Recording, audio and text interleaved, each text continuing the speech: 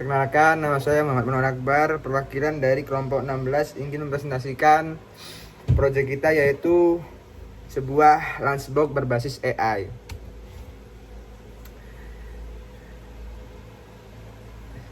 Kelompok saya terdiri dari 3 orang. Yang pertama ada Erik.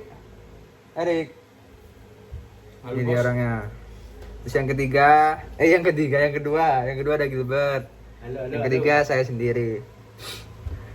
Baik, kenapa latar belakang dari kelompok kita mengapa ingin memilih proyek lunchbox berbasis AI, yaitu karena tidak ada sistem otomatis yang memantau perubahan suhu dan kelembapan secara real time. Kemudian teknologi IoT dan kecerdasan buatan yang membuka peluang untuk membuat penyimpanan makanan yang lebih cerdas dan preventif. Kemudian maraknya food waste di globalisasi. Kemudian karena kurangnya monitoring suhu dan kelembapan, juga perlu ada inovasi penyimpanan makanan pintar yang mungkin akan lebih efektif untuk kedepannya. Kemudian karena banyaknya kontaminasi makanan yang meningkat akibat penyimpanan yang tidak memenuhi standar keamanan pangan.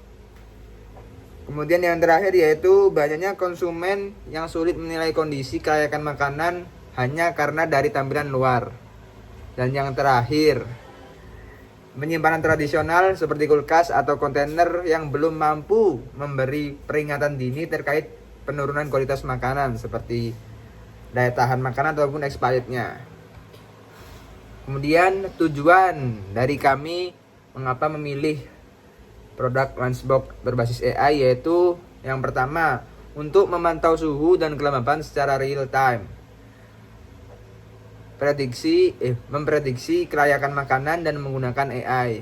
Kemudian untuk mengurangi pemborosan makanan, mengoptimalkan penggunaan sensor suhu dan kelembapan untuk menghasilkan data yang stabil sebagai dasar analisis AI.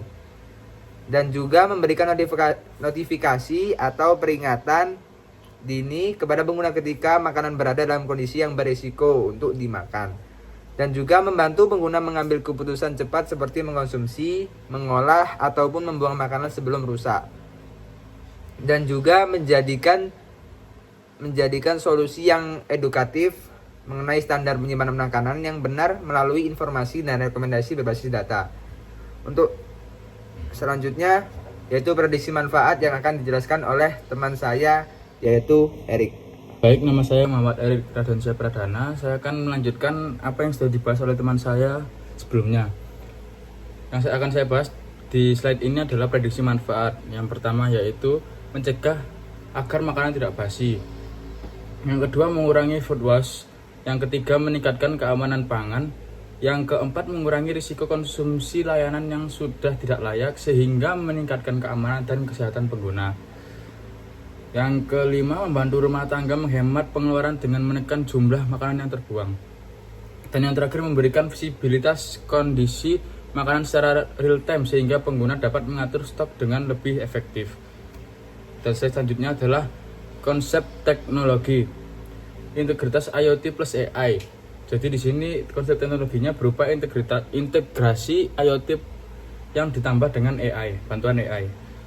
Sensor kirim data dan sensor kirim data otomatis. AI menganalisis pola untuk prediksi kelayakan. Sistem mengintegrasikan sensor IoT untuk mendeteksi suhu dan kelembapan secara otomatis serta berkelanjutan. Data sensor dikirim ke platform digital melalui koneksi nirkabel agar dapat dianalisis secara real time. Model AI mempelajari pola perubahan kondisi lingkungan untuk memprediksi tingkat kesegaran dan umur simpan makanan. Algoritma machine learning mengolah data historis sehingga mampu memberikan estimasi kerusakan makanan dengan akurasi lebih tinggi. Sistem menghasilkan peringatan dini dan rekomendasi tindakan agar pengguna dapat mencegah kerusakan makanan. Visualisasi data kondisi penyimpanan dibuat agar pengguna mudah memahami tren dan perubahan suhu atau kelembapan. Integrasi IoT plus bantuan sistem AI membuat proses monitoring berjalan otomatis tanpa perlu pemeriksaan manual oleh pengguna. Dan selanjutnya akan dibahas oleh teman saya Gilbert. Oke, selanjutnya ada pengertian AI. Jadi AI memungkinkan sistem belajar dari data. Itu digunakan untuk memprediksi kelayakan makanan. AI juga mampu membuat prediksi berdasarkan data historis sehingga dapat memperkirakan kapan makanan mulai mengalami penurunan kualitas. Penerapan AI meningkatkan akurasi sistem dan memungkinkan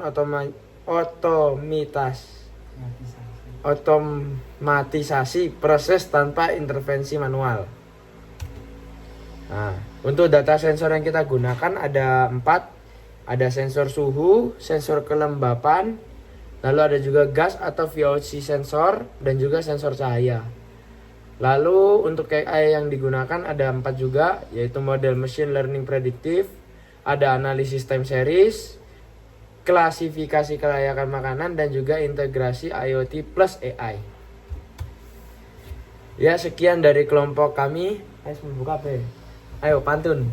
Kami ada sedikit pantun. Ayo, Cirolu. Jalan-jalan ke kota Bekasi, pulangnya beli bakso sapi. Terima kasih sudah menyimak presentasi. Semoga bermanfaat dan mudah dipahami.